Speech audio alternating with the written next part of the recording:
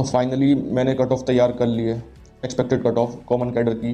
ठीक है, अब मैं पूरा का पूरा डिस्कस करूंगा, एनालिसिस है पूरा का पूरा, और बाद में एक फाइनल कट ऑफ बताऊंगा कि मतलब क्या कट ऑफ होने वाली है। तो अब मैं स्टार्ट करता हूँ वीडियो को। तो एग्जाम डेट्स जैसे कि आप लोगों को पता होगा 14 अक्टूबर थी और 15 अक्टूबर थी। उसमें first shift, second shift, third shift, इसमें सिर्फ फर्स्ट और सेकंड शिफ्ट थी। बाकी जो थर्ड शिफ्ट थी इसकी जूनियर असिस्टेंट की थी, जिसका डिफरेंट सिलेबस और डिफरेंट पोस्ट है। तो ओवरऑल 5 शिफ्ट है हमारे पास। ठीक है, अभी काफ़ी लोगों को ये भी नहीं पता कि थर्ड शिफ्ट 15 अक्टूबर की कॉमन कैडर की नहीं थी। थर्ड शिफ्ट जो थी जूनियर असिस्टेंट वाले एग्जाम की थी, और जो कि हम उससे कोई मतलब नहीं। ठीक है, डिफिकल्टी लेवल देखो कि जो मुझे लगा है, मतलब मैंने सारी शिफ्ट्स को एनालाइज करा है। ठीक है, न्यूट्रल रह के मैंने अपना एक ओपिनियन दिया है, क्योंकि ऐसा होता है ना कि अगर किसी स्टूडेंट से पूछो तो उसको उसकी शिफ्ट सबसे ज़्यादा मुश्किल लगती है। तो मैंने ये अपना मतलब न्यूट्रल रह के चीज़ों को मैंने एनालाइज। तो 14 अक्टूबर की थर्ड शिफ्ट मेरे को सबसे हार्ड लगी, टफ मतलब। उसके बाद 15 अक्टूबर की फर्स्ट शिफ्ट, दोनों ही शिफ्ट काफ़ी ज़्यादा टफ थी। ठीक है, और 14 अक्टूबर की उसके बाद फिर 15 अक्टूबर की सेकंड शिफ्ट। ठीक है, उसके बाद 14 अक्टूबर की फर्स्ट शिफ्ट। लेकिन 14 अक्टूबर की फर्स्ट शिफ्ट इतनी ईजी हम मान नहीं सकते। क्यों नहीं मान सकते? देखो, एग्जाम तो ईजी था, लेकिन जो 14 अक्टूबर के फर्स्ट शिफ्ट वाले जो एस्पिरेंट्स थे ना, उनको आइडिया नहीं था कि पैटर्न आएगा क्या। तो एक साइकोलॉजिकल सबकॉन्शियस माइंड होता है ना, वो उस समय उनका एक तरीके से उनको एक मतलब जाके अगर कोई एसएससी का स्टूडेंट होगा तो उसे झटका लगा होगा बैंकिंग का देख के। ठीक है, तो जो नॉर्मलाइजेशन होता है ना, वो शिफ्ट के ओवरऑल मार्क्स को लेके होता है।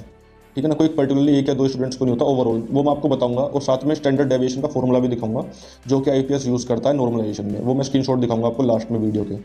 ठीक है, तो 14 अक्टूबर वालों की फर्स्ट शिफ्ट वालों को भी डरने की कोई ज़रूरत नहीं है, क्योंकि सब उसका इजी बता रहे हैं। लेकिन वो है ना कि उनको पैटर्न नहीं पता था भाई कि क्या आएगा, बैंकिंग आएगा, एसएससी आएगा।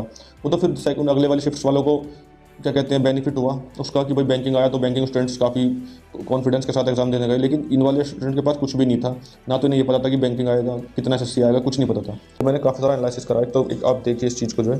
तो ये मैंने एनालिसिस करा है। तो ठीक है, लगभग आप मान के चलो कि 30 to 40 डेज में ही आपका रिजल्ट आएगा इसका भी जो है। उसके बाद क्या है, क्योंकि ठीक है वेट लिस्ट इसमें आने के चांसेस होते हैं, क्योंकि कई बार होता है कि एस्पिरेंट्स कंडीशंस को फुलफिल नहीं कर पाता है। तो सब्सक्राइब कर लेना, ठीक है ना, ताकि आपको आगे तक हेल्प मिले। तो एटीसी में भी सेकंड लिस्ट आई थी, तो उम्मीद है कि इसमें भी सेकंड लिस्ट आएगी। उसमें 256 वैकेंसी थी, ईट्स में 247 वैकेंसीज है, तो फिर चांसेस हैं कि इसमें भी आएंगी। तो अब ये देखिए जिसका सब लोगों को इंतजार था। ठीक है, तो मैं स्टार्टिंग से लेकर चलता हूँ। देखो, तो मैंने ये कट ऑफ्स बनाई क्यों है, इसका मैंने सब चीज़ लिख रखा है कि 10 रीजन है मेरे पास ऐसी। देखो, रीजनिंग, क्वांट और इंग्लिश को मिला के ओवरऑल जो है आप 115 क्वेश्चन बैठ रहे हैं। बाकी 35 क्वेश्चन जनरल अवेयरनेस के मैंने अलग लिख रखे हैं, जो कि जनरल अवेयरनेस गेम चेंजर रही है इस बार। ठीक है, एस्पिरेंट जो है अभी श्योर है कि उन्होंने 110 प्लस जो है 95% एक्यूरेसी के साथ कर रखा है।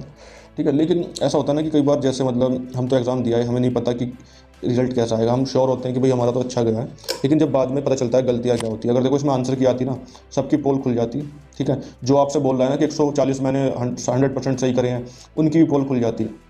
बच्चों को डराने के लिए ना दूसरे एस्पिरेंट्स जो है ऐसा लिख देते हैं कि 40 प्लस 140 प्लस मेरे 100% एक्यूरेसी के साथ। मेरे ग्रुप पर कई सारे लोगों ने डाला कि 135 प्लस मेरे ठीक होंगे। तो भाई अच्छी बात है, ठीक है तो ठीक है, लेकिन मुझे नहीं लगता कि यार कोई 100% एक्यूरेट होता होगा कभी भी। ठीक है, तो 80% बैंकिंग का पैटर्न था, 20% एसएससी टाइप था, तो बैंकिंग वालों को ज़्यादा बेनिफिट हुआ है इस एग्जाम में। ठीक है, अब आते जनरल अवेयरनेस पर। ये मैंने लिख रखा है क्योंकि ये गेम चेंजिंग है। यही सिलेक्शन दिलाने में और रोकने में बहुत बड़ा एक रोल प्ले करेगी, क्योंकि इसमें एक तो देखो स्टूडेंट श्योर नहीं है। ठीक है, गैस वर्क ज़्यादा हुआ है, और 5 ऑप्शंस थे, तो गैस वर्क में भी काफ़ी मुश्किलें आई हैं। अब किसी का ज़्यादा ही हाई क्वालिटी लक होगा, ठीक है, वही 5 ऑप्शंस में से सही से कर पाएगा, एक ढूंढ पाएगा। ठीक है, और जो है मतलब जनरल अवेयरनेस का हमेशा यही होता है कि देखो उसमें सब चीज़ जीएस वगैरह आती है, स्टैटिक आती है, लेकिन डबल ए ने इस चीज़ पर कोई ध्यान नहीं दिया। उसने सारी की सारी करंट अफेयर्स डाल ली है। काफ़ी सारी क्वेश्चन तो ऐसे थे कि मतलब काफ़ी सारे मतलब अलग हटके ही था कुछ। ठीक है, बाकी देखो अगस्त सितंबर की आई थी ज़्यादातर तो, लेकिन कुछ क्वेश्चन ऐसे थे कि मतलब उन्होंने कुछ भी पूछ लिया। मतलब इसमें मार्क्स लाना देखो एक आसान था, क्योंकि ये चीज़ें सब पढ़ के जाते हैं, क्योंकि जनरल इनका सिलेबस होता है और पर्टिकुलरली सिलेबस में से क्वेश्चन आते हैं।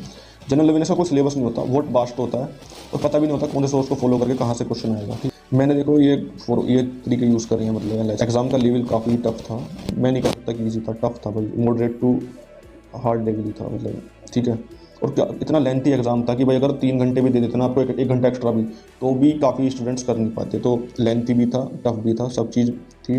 और अटेंडेंस मैंने गैस की है, अभी फाइनल आएगी तो ही मैं अटेंडेंस के बारे में बात करूंगा। नेगेटिव मार्किंग इसमें थी नहीं, डिफिकल्ट थी जीए। रिव्यूज़ मैंने देखा एस्पिरेंट्स का क्या कहना चाहते हैं, क्योंकि ऐसा होता है ना कोई स्टूडेंट अगर किसी फील्ड में एक्यूरेट है, मतलब कोई फील्ड का मतलब जैसे उसने मास्टर की डिग्री कर रखी है, तो वो सेक्शन उसको ईजी लगेगा। जैसे इंग्लिश का सेक्शन किसी को ईजी लगता है, तो किसी को मैथ का ईजी लगता है। तो देखो मैंने सबका ओवरऑल रिव्यू लिया है और किसी पर्टिकुलरली एक बंदे का नहीं माना। ठीक है, 5 ऑप्शंस थे तो काफ़ी मुश्किल था गैस वर्क जो है। पैटर्न मिक्स था, ये भी नहीं कह सकते कि 100% बैंकिंग आया। फोल्ड कट वाले क्वेश्चन भी आए, मिरर वाले क्वेश्चन भी आए, ट्रिग्नोमेट्री भी आई है, ज्योमेट्री कोऑर्डिनेट, वो सर्किल में कोड्स वाले क्वेश्चन भी थे, ठीक है। और काफ़ी सारी चीज़ें थी मतलब जो है जो एसएससी से पूछी थी, ठीक है। फर्स्ट एग्जाम का मतलब फर्स्ट टाइम एग्जाम हो रहा था, उसका भी डिलेमा था कि बैंकिंग का आएगा एसएससी का आएगा, तो स्टूडेंट इस चक्कर में तैयारी भी सही से नहीं कर पाए।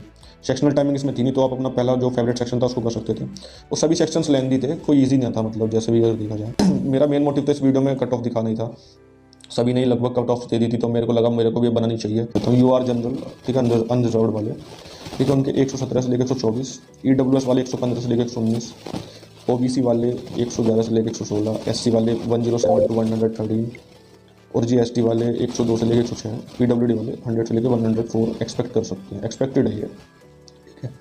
ठीक है, स्टैंडर्ड डेविएशन का फॉर्मूला आप दिखाऊंगा मैं, लास्ट में रखूंगा इसको जो है। तो ये वो स्टैंडर्ड डेविएशन का फॉर्मूला होता है जो मतलब IPS यूज़ करता है अपने मतलब नॉर्मलाइजेशन के लिए, ठीक है ना। तो आप पॉजिटिव रहिए, कोई डरने की जरूरत नहीं है नॉर्मलाइजेशन से, ठीक है।